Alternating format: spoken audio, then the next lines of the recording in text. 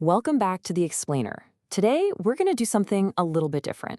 We're unpacking a really beautifully sad story to understand the psychological weight of a fading connection.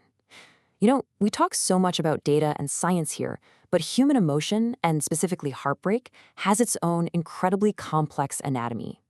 Through a beautifully written piece of source text, we're going to visualize exactly how a deeply connected relationship slowly and painfully unwinds.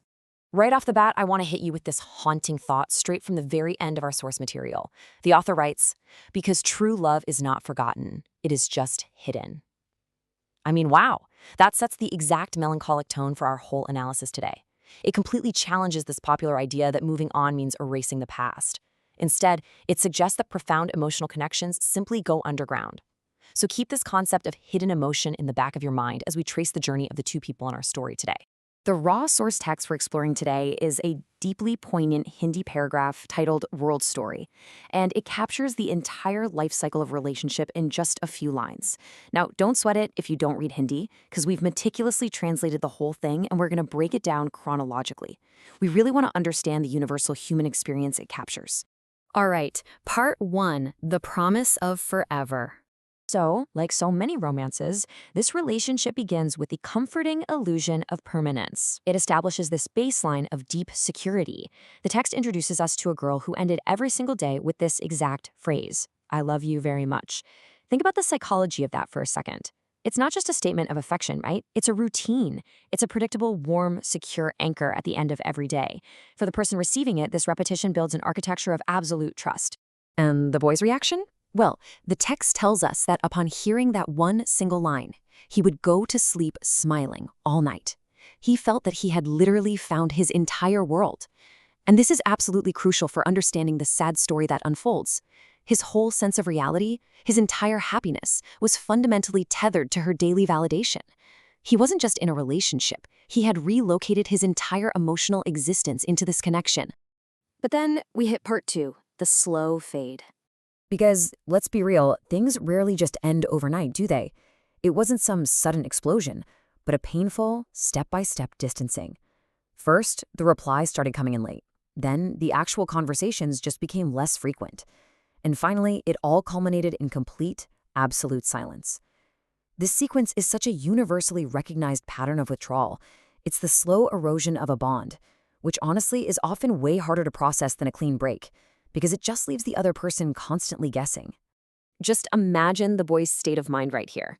The text explicitly points out his confusion. He was absolutely crippled by it, desperately trying to figure out what went wrong. When someone slowly fades out without a clear explanation, the person left behind inevitably turns the blame inward. They search for a mistake, a misstep, some logical reason for the sudden loss of their world. They don't realize that sometimes the shift is entirely internal to the other person. Which brings us to part three, breaking for love. In that total desperation of holding on when the other person is clearly letting go, the text emphasizes how he tried every possible way to convince her. It's this deeply vulnerable phase where logic is completely thrown out the window in favor of trying to save that emotional anchor. The author uses the phrasing that he bowed down or surrendered his ego. He swallowed his own pride to fix things. In the anatomy of heartbreak, this is the bargaining phase. The person losing their world is willing to accept any fault and compromise literally any boundary just to restore that daily "I love you" they once relied on. But notice how the text builds on that thought. His efforts weren't just futile. They were actively destroying him emotionally. Every time he bowed down, the text says, he broke. He broke a little more inside. It just beautifully and tragically illustrates the cost of fighting for a relationship single-handedly. The friction of his intense effort crashing against her wall of silence was literally breaking his spirit. Now we reach the emotional climax. Part 4, a world versus a phase. This is the core thesis of the story, the profound asymmetry of love. This stark comparison perfectly captures the tragic disconnect. For the boy, she wasn't just a person. The text tells us she was his peace, his habit, his entire world. He was totally, 100% invested. But for the girl, the text reveals the heartbreaking reality that to her, he was just a phase, just passing time. This imbalance is the root of the deepest kind of heartbreak, when you are someone's temporary chapter, but they are your entire story. And the source text adds another really interesting layer to her reality, noting that this phase was a time she couldn't take with her, even if she wanted to. Actually, it frames her departure not necessarily as malicious, but as this inevitable moving on. It was a chapter that simply didn't fit into the next volume of her life. Finally, Part 5. Hiding True Love. So let's look at the lingering psychological echoes, because according to our source, the story doesn't just neatly end there.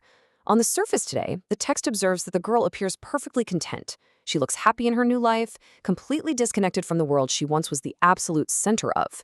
If you were just a bystander looking from the outside, you'd say for sure she has entirely moved on without a second thought. But, and there's always a but, the text reveals the hidden truth of the human heart. During highly specific, quiet moments, what the author calls the silent nights, the distractions of her new life just fade away. And in that silence, she remembers him. She remembers his unconditional love, the boy who literally broke himself for her. And when she does, the text says there is a slight prick in her heart. It's this involuntary emotional reflex, a tiny twinge of pain or guilt or nostalgia, proving that a profound connection always leaves a scar, no matter how deeply you try to bury it. Which brings us full circle right back to our opening quote. I want to leave you with this final provocative thought. The text argues that true love is never actually forgotten. It's merely tucked away. It's hidden beneath the surface of new lives and new routines, just waiting for a silent night to remind us that it was real. So I gotta ask you, based on the anatomy of the sad story we just unpacked, is true love ever truly forgotten, or is it just hidden? Thank you so much for joining me to explore the beautiful, tragic depths of this source material today. I'll catch you on the next explainer.